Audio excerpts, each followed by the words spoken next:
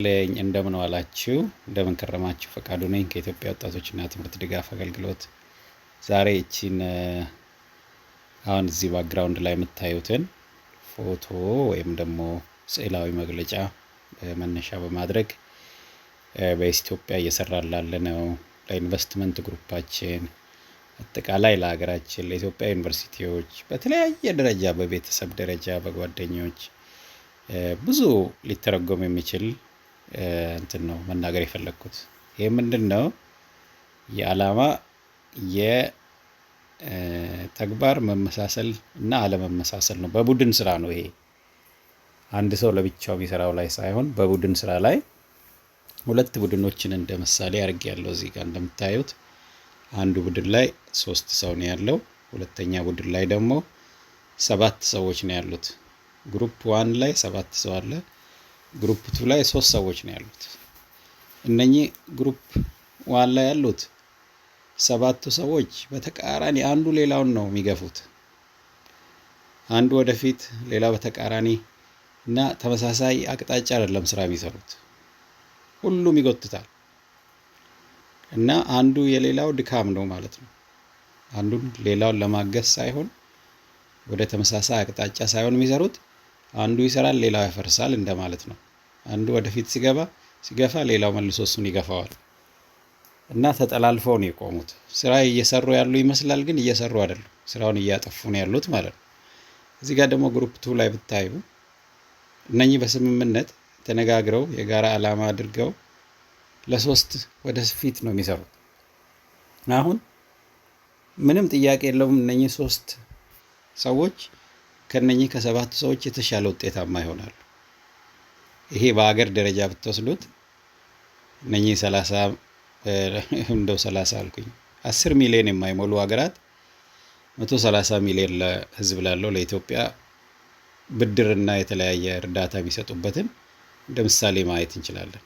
እኛ በጣም ብዙ ቁጥር እያለን ግን አንዳችን ሌላውን ከመደገፍ ይልቅ ሌላውን ለማሰናከል ስለምንሰራ አንዳችን ሌላውን ለመጣል ስለምንሰራ አንዱ የሰራውን ሌላው ስለሚያፈርስ ሄዶ ከበጎ ዜና ይልቅ መጥፎ ዜና ነው ለዓለም የምንነግረው ማለት ነው።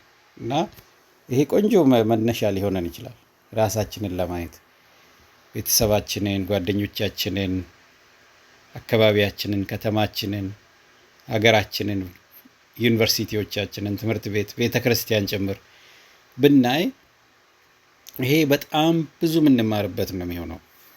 ብዙ አይነት ማየው ነገር አለኝ። በኢትዮጵያ ውስጥ አሁን ኢንቨስትመንት ግሩፓችን ላይ 965 ሰው ነው የተመዘገበው።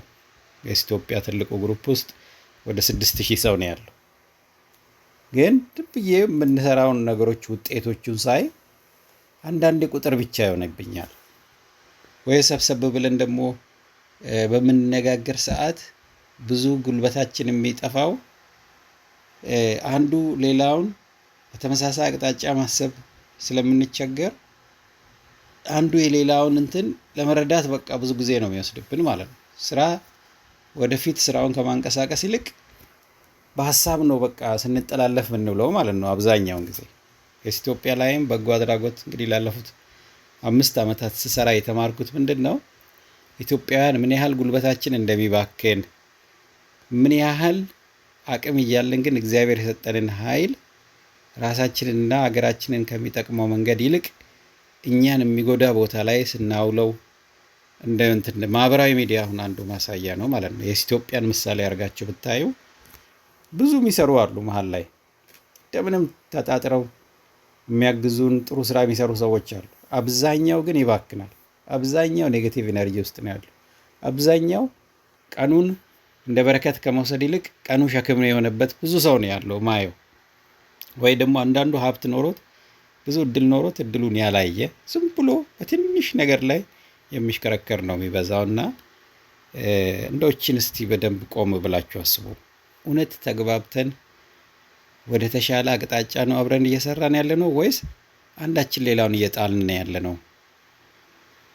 ጉልበታችን እውነት ጥሩ ውጤት ለማምጣት ነው ወይ ሀብታችንና አእምሮአችን እየባከነ ያለው? የቱ ጋር ነው እያሰብን ያለነው የሚለውን በዚህች አጋጣሚ እንድታስቡ ፈልጌ ነው እና እንግዲህ ነገ እንገናኛለን። እኔ ግልተኛ ነው፣ እናንተ ጋር ጠዋት ነው። እግዚአብሔር እንግዲህ አሪፍ ዓለማችንን ሰላም ያድርግ። ጤና ይስጥን እላለሁ። በርቱ የኢትዮጵያ ወጣቶች። በጣም አመሰግናቸዋለሁ።